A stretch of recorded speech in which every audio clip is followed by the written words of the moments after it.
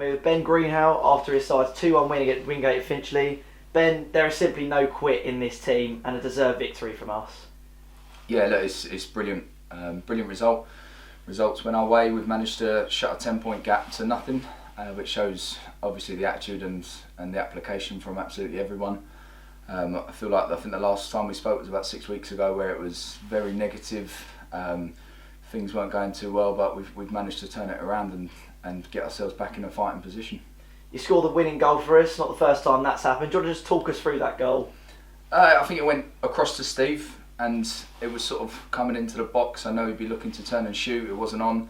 And then as soon as I called to Steve, I know where he's setting me, I know how he's going to set me, so I was ready to sort of wind up. It came on a bit of a side volley, and I knew because of the set that I was always going to score the goal. So those sort of moments, that's what we play football for, and that's definitely what I strive towards, to make sure to try and help out in every way possible. And generally with my game, it's got to be with either setting up goals or scoring goals. The intensity of the second half definitely picked up. I think the first half was a bit more of a chess match, second half was a bit more like a basketball match. Was that quite difficult to get up to? It's difficult. You have to look at them and you have to say they've been brilliant this season, and you can understand why. They've got a good way of playing. They've got a good understanding of each other, and they've got a lot of lively players going forward. So if you look at that game on paper, it's always going to be difficult, and they've played it well. They've caused us problems at certain times, but I think it just shows our resoluteness between the whole team to keep within the game, to keep sort of the right side of the ball, to defend well. And obviously, look, we can say the goal's a little bit sloppy because it's after we scored. However, if you look at it from there, we've kept them quiet enough, and they're a team that's been flying all season, so we've proved that we can perform against every team this year. How difficult was that to deal with though? Of course, we get our noses in front and then straight away we concede. How difficult was that to then go on and score the winning goal?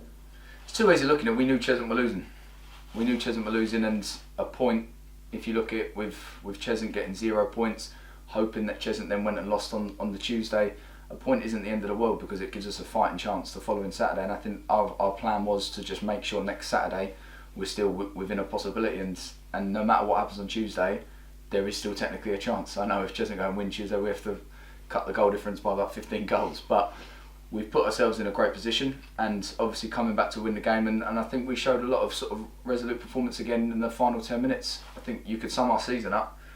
I don't want to add the exact points up, but I feel like I know in the top of my head we've probably dropped 10 to 15 points in 90 plus minutes.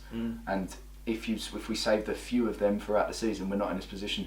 So it was good today to go into the end of the season with a performance of not letting in a goal towards the end and staying tight as a team.